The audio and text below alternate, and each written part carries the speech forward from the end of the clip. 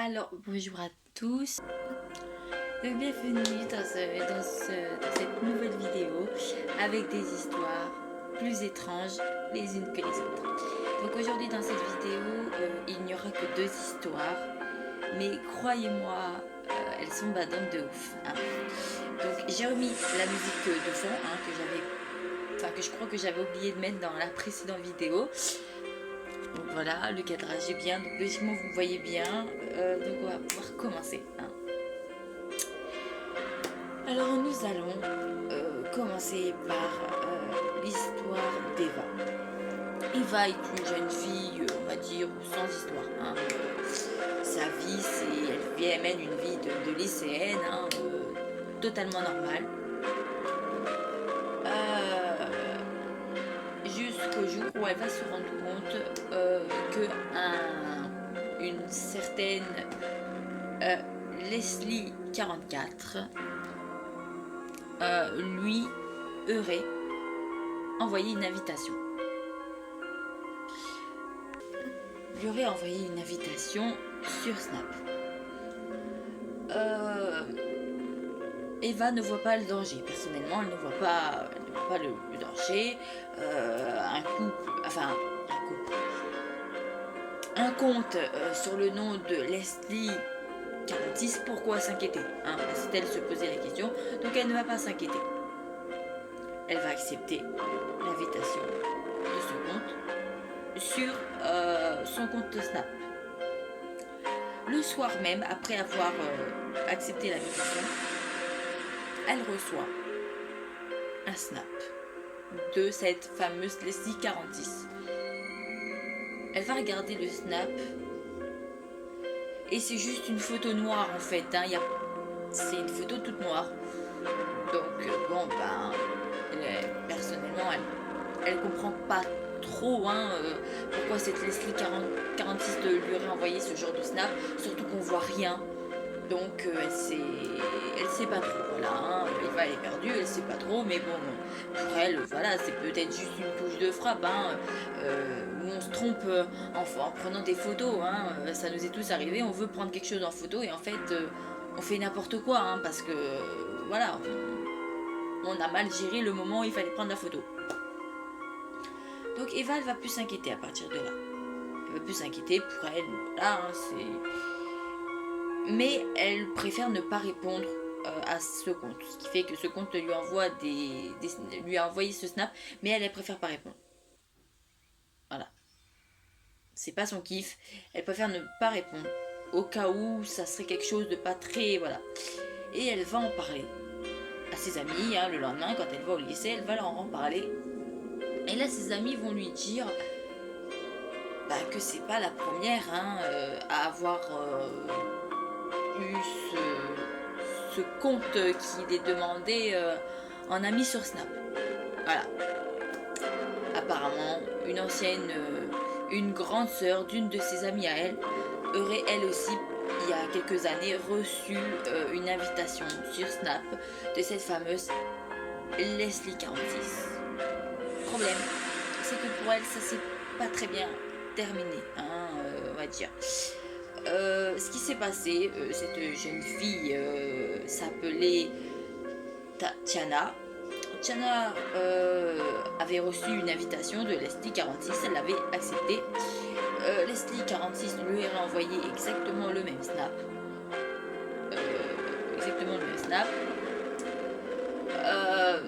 Tiana, ne voyant pas le danger, lui a dit mais tu sais que sur ton snap je ne vois rien. Et Leslie 46 lui aurait répondu normal, c'est le but. Donc de là, Tiana n'a pas trop compris pourquoi. Et un soir où elle sortait avec des amis, elle a décidé quand elle rentrait de rentrer toute seule. Voilà, elle était allée chez une amie qui habitait pas très loin de chez elle. Donc Tiana a décidé de rentrer toute seule sans que personne l'accompagne. Il était 2h du matin, donc bien évidemment on voit bien la couille là. On se dit même que cette Tiana elle devait être un petit peu conne, excusez-moi du mot, parce que rentrer à 2h du matin tout seul, même si ta maison est à côté, c'est pas quelque chose à faire, on est d'accord. Et donc Tiana sur le chemin du retour, va se prendre un snap, donc une photo avec un filtre. Et elle va prendre le snap, et au moment où elle va voir si elle va valider la photo ou la supprimer pour en faire une autre, elle remarque qu'il y a quelque chose sur la photo de son snap, comme si quelqu'un se tenait derrière elle. Tiana se retourne, et de là, quelque chose lui saute littéralement dessus. Son téléphone tombe, et quelques minutes plus tard, c'est elle qui va tomber à terre. Elle va se retrouver à l'hôpital pendant une semaine,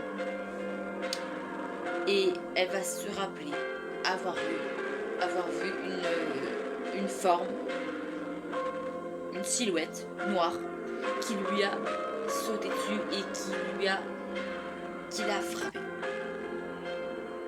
Et elle pourra voir que ici, au niveau de la hanche, elle a une grosse entaille qui a beaucoup saigné.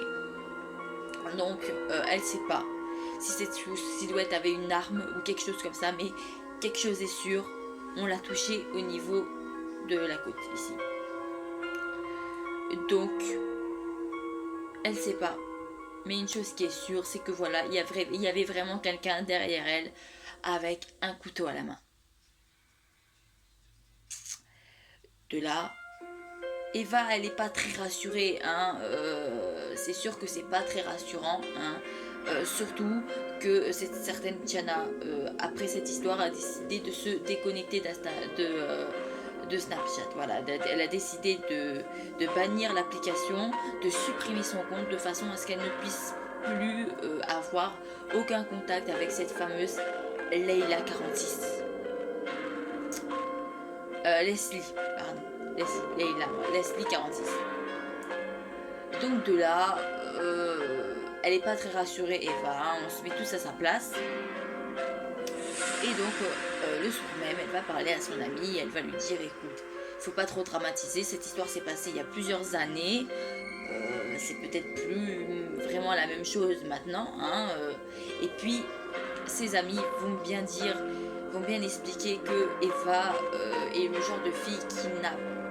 Il lui en faut beaucoup pour la faire peur. Voilà, elle a beaucoup de tempérament, donc elle, pas grand chose lui fait peur. Voilà.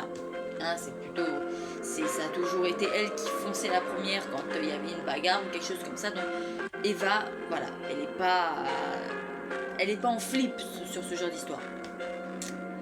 Et donc du coup, elle va envoyer un message à Leslie 46, ce qu'elle n'aurait clairement pas dû faire, mais qu'elle a fait. Et elle va lui envoyer un message en lui disant « Yo, qu'est-ce que tu veux ?» Le même soir, elle parle avec sa meilleure amie. Et sa meilleure amie va lui raconter que elle lui dit qu'elle va parler à ce compte, Leslie 46, mais que... Comment expliquer? Attendez, excusez-moi, j'ai fait un zoom. Mais comment expliquer? Elle va pas lui parler longtemps. Elle va pas lui parler longtemps parce qu'au bout d'un moment, Eva va arrêter de répondre. Elle va arrêter de répondre au message de sa meilleure amie. Sa meilleure amie ne va pas comprendre de suite ce qui se passe. Elle va dire qu'elle s'est endormie. Mais elle est un peu inquiète quand même. Donc le lendemain, comme elle a toujours l'habitude de faire, elle va chercher son amie chez elle pour aller au lycée ensemble.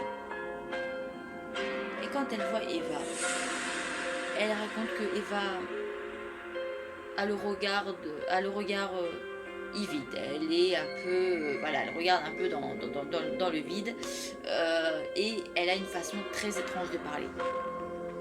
Elle parle très doucement et très lentement. Alors là, sa meilleure amie, elle se dit clairement qu'il a dû se passer quelque chose. Donc elle va questionner Eva, lui disant qu'est-ce qui se passe Eva, pourquoi tu es comme ça, tu es bizarre aujourd'hui. Et Leila va lui répondre que tout va bien et qu'elle se sent bien, donc elle voit pas le problème. Et elle va continuer sa route.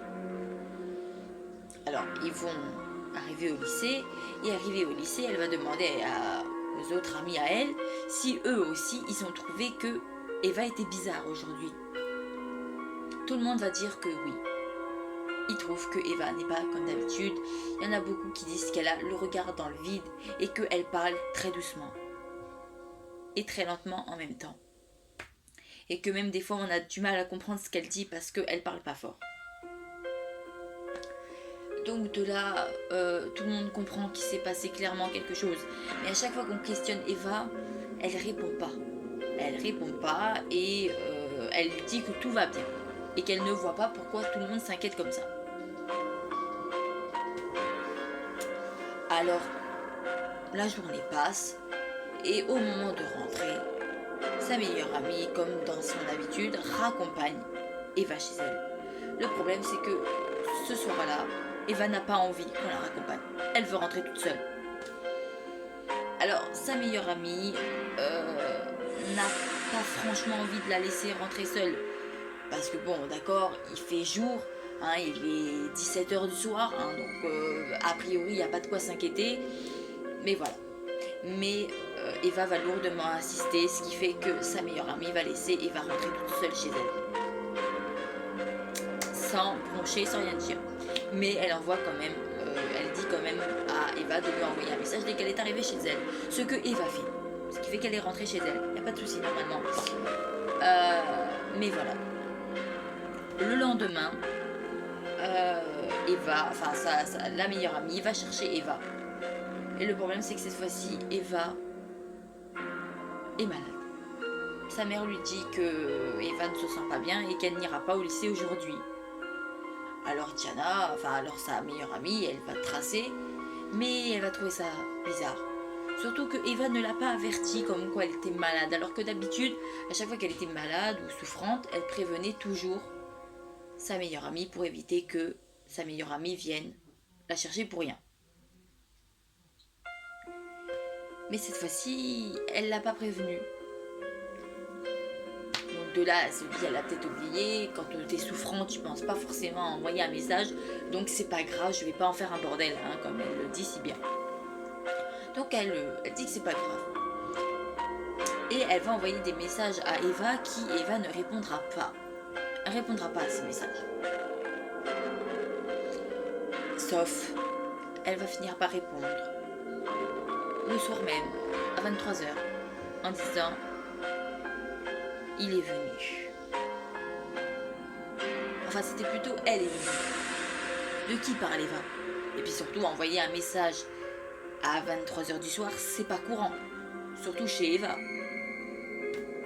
Donc de là, sa meilleure amie, elle sait plus trop quoi penser. Et elle va lui répondre naturellement « Qui est venu ?»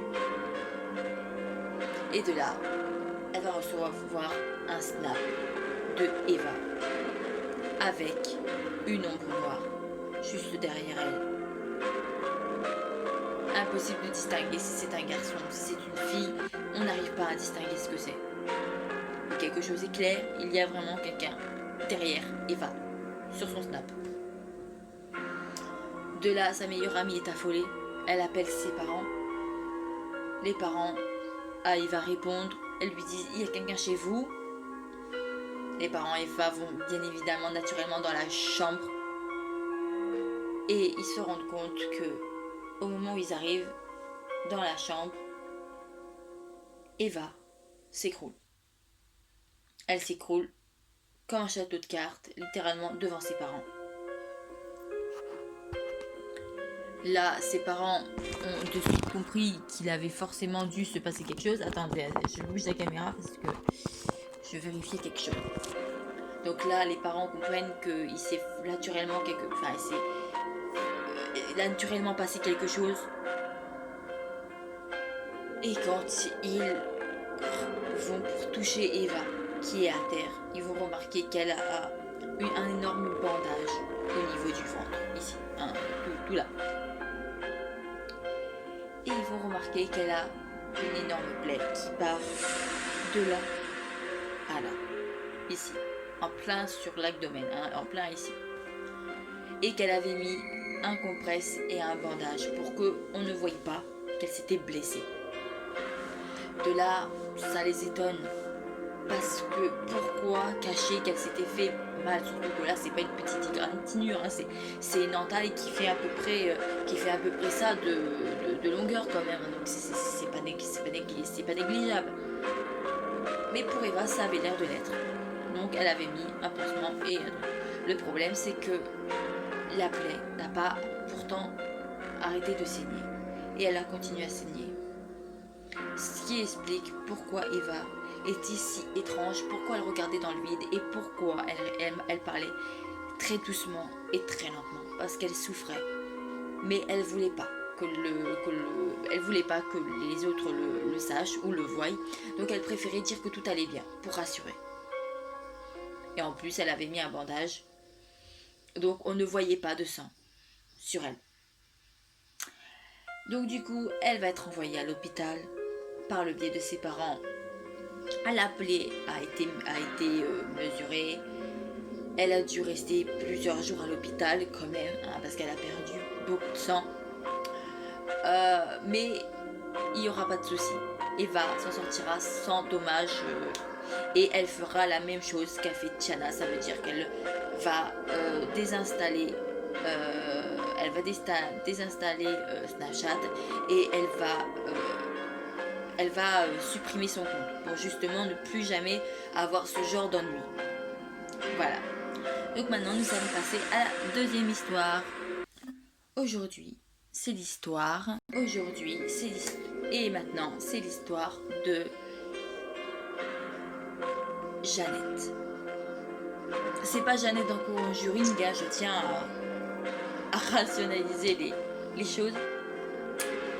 Jeannette attend une très vieille amie à elle qui s'appelle Lola. Lola va arriver, mais elle va pas arriver toute seule. Voilà. Jeannette avait invité Leïla à passer une semaine de vacances chez elle. Mais le problème c'est qu'elle n'est pas toute seule. Et elle n'avait pas prévenu Lola. Ce qui fait que... Enfin, elle n'avait pas prévenu Jeannette. Ce qui fait que Jeannette n'était pas au courant qu'elles étaient deux. Donc du coup, voilà, hein, Jeannette, elle est cool, hein, ça fait longtemps qu'elle n'a pas vu Lola, donc elle va pas faire de chichi. La deuxième personne qui se trouve avec Lola se nomme... Elle se nomme Judith. Judith dit que c'est une meilleure amie de Leïla. Qu'elles se sont... Enfin, de Leïla, moi, de Lola. Qu'elles se sont revues il n'y a pas très longtemps. Et que justement... voilà quoi, c'est super, voilà, super, enfin elles sont comme ça quoi. Donc Lola, elle va pas se poser plus de questions, enfin Jeannette, elle va pas plus se poser de questions, c'est juste elle trouve ça étrange que Lola ne l'ait pas prévenue qu'elles allaient être deux, en sachant qu'elle avait prévenu que pour une personne, mais bon c'est pas grave, elle a un deuxième matelas dans le grenier, donc c'est pas grave, elle le sort, il n'y a pas de souci. Jusqu'à là, il n'y a pas de souci. Et la nuit même, Jeannette va se réveiller. Elle va se réveiller parce qu'elle va entendre du bruit. Et il se trouve qu'elle a fait dormir que Jeannette a fait dormir Lola et Judith dans sa chambre. Et quand elle va se réveiller, elle va voir Judith assise sur son lit de couchage, sur son matelas de couchage, droit sur le mur, en train de marmonner quelque chose. Jeannette, elle flippe, hein, donc elle va pas oser parler à Judith qui a l'air de parler à quelque chose. Donc elle va rester dans son lit, Jeannette elle va rien dire. Et par contre Lola, elle dort. Donc il n'y a pas de souci apparent. Elle va se rendormir. Et le lendemain, Jeannette, pour essayer de savoir ce qui s'est passé sans raconter ce qu'elle a vu, va dire j'ai mal dormi moi cette nuit. Et Judith va lui répondre moi aussi, ça m'arrive souvent de mal dormir. J'ai tout le temps l'impression qu'il y a quelqu'un qui me parle et qui m'empêche de dormir. Alors de là, Lola, Jeannette, elle est un peu... De quoi elle me parle? Et donc Jeannette, elle dit ah bon, tu rêves en dormant? Enfin, tu rêves quand tu dors? Enfin, c'est certainement un rêve, lui dit Jeannette. Et là, Judith va dire c'est pas un rêve. C'est pas un rêve parce que je suis réveillée quand j'entends ces voix en train de me parler. Donc de là, voilà, Jeannette, elle sait pas trop quoi dire. Elle va pas lui dire qu'elle est folle non plus, donc elle sait pas trop quoi dire. Donc elle préfère ne pas relever. Et donc Judith va lui dire tout simplement que voilà, qu'elle a depuis petite, elle a toujours entendu cette voix. Aucun souci. La journée se passe en son ombre, la nuit aussi, ce qui est assez étonnant. Et le lendemain, Jeannette est choquée. Elle est choquée parce qu'elle va remarquer que Leïla, je sais pas ce que j'ai avec ce nom-là, Lola, va être habillée exactement comme Judith. De là, Jeannette, ça la choque un peu. Elle comprend pas pourquoi Lola et Judith sont habillées pareil. Mais bon, voilà, elles sont éclatées de rire. Voilà, c'est un délire, elles disent, c'est un délire. Donc Jeannette, elle va pas chercher, c'est un délire, ainsi soit-il. Voilà. Le problème, c'est que durant cette journée, Lola est très, très détachée de Jeannette. Elle est plus souvent avec Judith qu'avec elle, et Jeannette a l'impression de se sentir à l'écart. Elle n'a pas l'impression d'être comparée à la journée précédente, elle a l'impression d'être un peu hors du groupe, quoi. C'est vraiment ce sentiment d'être d'être mise à l'écart.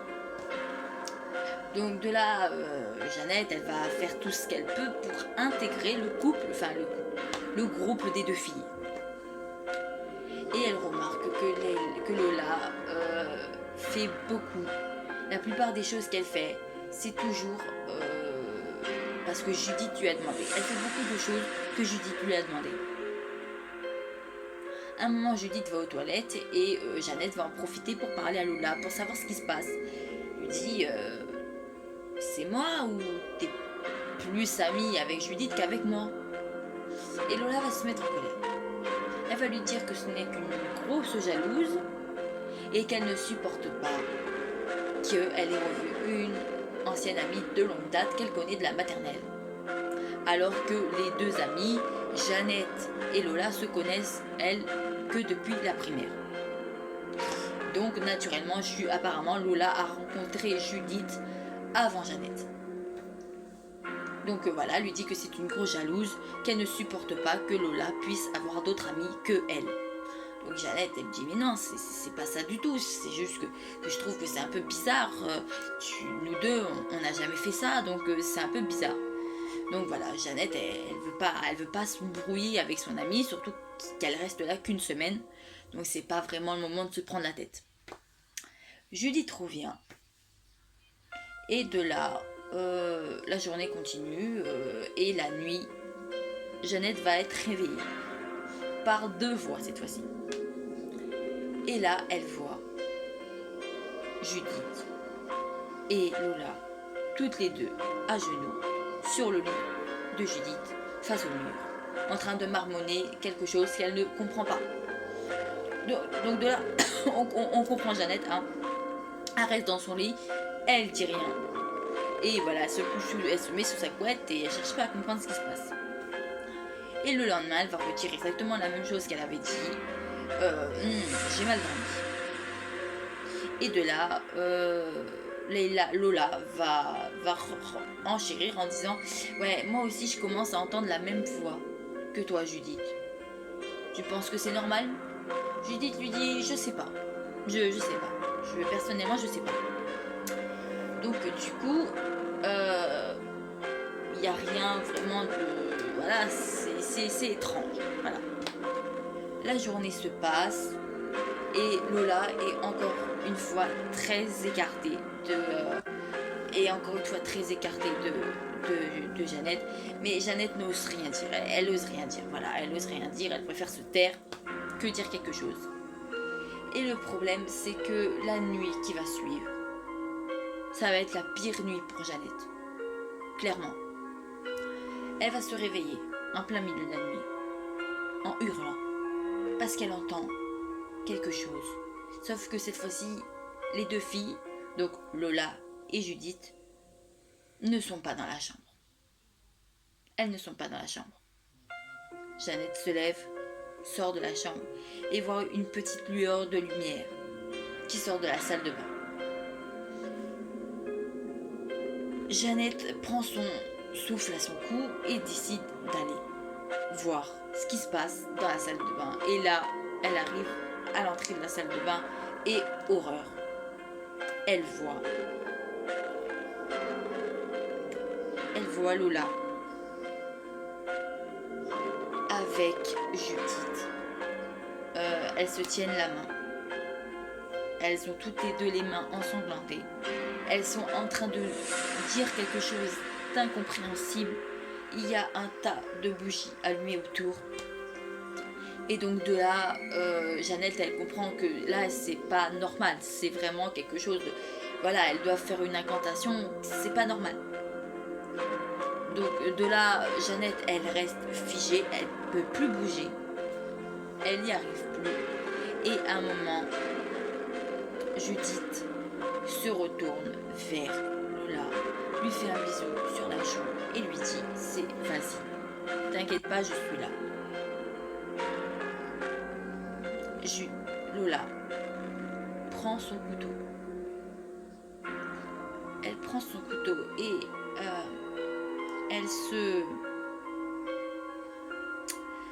se fait une balafre ici au niveau des veines. Et lève la main comme ça. Jeannette, elle est... Là, Jeannette, elle réagit. Elle court vers Lola en lui disant « Mais bordel de Dieu, qu'est-ce que tu viens de faire ?» Judith, qui était à côté de Lola, repousse violemment Jeannette, qui tombe par terre. Et lui dit « Tu n'as rien à faire là. » Judith va se lever et va taper Jeannette. Elle va la rouer de coups, littéralement. Un jour plus tard, Jeannette va se réveiller dans son lit avec ses parents à ses côtés qui lui disent que ils ont fait venir un médecin et que ses blessures n'étaient pas graves, mais qu'elle devait quand même avoir plusieurs jours de repos. Alors de là, Jeannette, elle demande des nouvelles de Lola. Lola, elle n'a pas survécu. Elle a perdu énormément de sang. Elle a fait une hémorragie interne à la suite de la coupure qu'elle s'était infligée. Quant à Judith, elle s'est retrouvée dans un asile psychiatrique. Car apparemment, cette jeune fille n'était pas très normale et elle avait menti. Ce n'était pas une amie de longue date. Elle ne connaissait pas Lola.